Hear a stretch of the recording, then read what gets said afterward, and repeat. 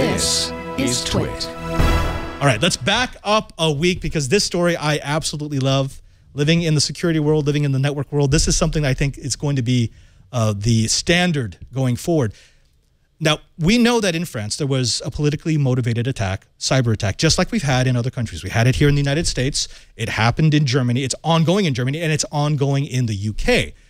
In the U.S. elections, and what we've seen in Germany is you've had exfiltrations of large amounts of information, which are then weaponized. They can be released along with false information to make it sound like a leak is much worse than it actually is. And it does sway elections. Let's be honest there. Now, the New York Times has a great article about how this all played. Michael S. Rogers, he's an admiral with the NSA. He testified in the Senate Armed Services Committee on Tuesday that his agency saw the attack unfolding. They were looking at traffic. They were looking at spikes. They were looking at what the intelligence was saying. And they said, look, someone is trying to undermine the French election. So he reached out to his French counterparts. And to his surprise, they basically said, no, we got this. oh, baby, you're way too late on this. Yeah, it's like, we're all over this. But thanks. Now, the French knew it because they were actually on guard for this. They assumed that they would be attacked.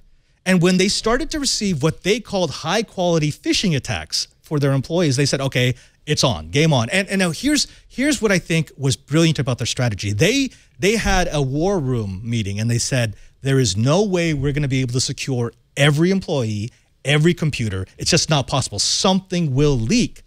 So how do we deal with it? And they said, well, how about this? What if we just assume that something's going to leak? And why don't we influence the leak? So what they did was they started working in a counteroffensive. They mixed in disinformation with the cash that would be stolen. For example, one of my favorites was they created documents that looked like smoking guns. They had a purchase, a series of emails that looked like a high-level staffer was purchasing bath salts and stimulants on the internet and paying for it in Bitcoin. And this is one of those things, like if you were trying to hack the election, it's like, oh my gosh, he's high. Right, I've got it. I've got it. I've got them. And but on the surface, if you were just looking at is the document real? Did it come from the treasure trove? You would say yes. But if you dug further, you would find out in the Bitcoin ledger there is no such transaction.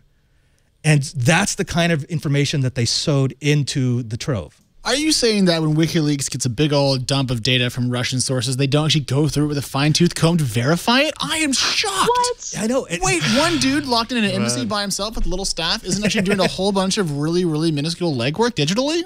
Oh, that was the other part. I mean, because WikiLeaks, they He's came busy out. with the cat. Yeah, he has the cat, right? He has a cat. Yeah, he has a cat Oh, now. none of those jokes are, okay. But WikiLeaks, they did tweet out when this was starting to surface that this is what happened. And they said, I very much doubt that the French authorities have the ability to vet information faster than we do. And the French were like, no, that's because we pre-vetted everything. Yeah. Right. Come on, We genius. know it's fake. I love WikiLeaks trying to be all like nerd powerful, like, oh, they can't read faster than we can. And they're like, oh man, 6 weeks ago, you were still dumb. So there's one of you and a country. Well, France is like as big as Kentucky, right? So you know. Still bigger than the room of an embassy and a cat.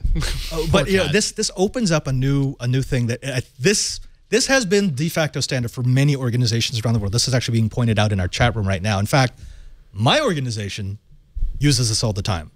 Wait, the school, your family, or the Catholic Jesuits? Church. Yes. Oh, Yes. Yes. I I have 3 birth dates, just FYI. But this is something that you use because you know there's going to be a leak. At some point, data is going to get out. And if you can throw even a little bit of doubt into that data and have a way to verify that the data was wrong, then it's very difficult to actually affect me with something that you've stolen.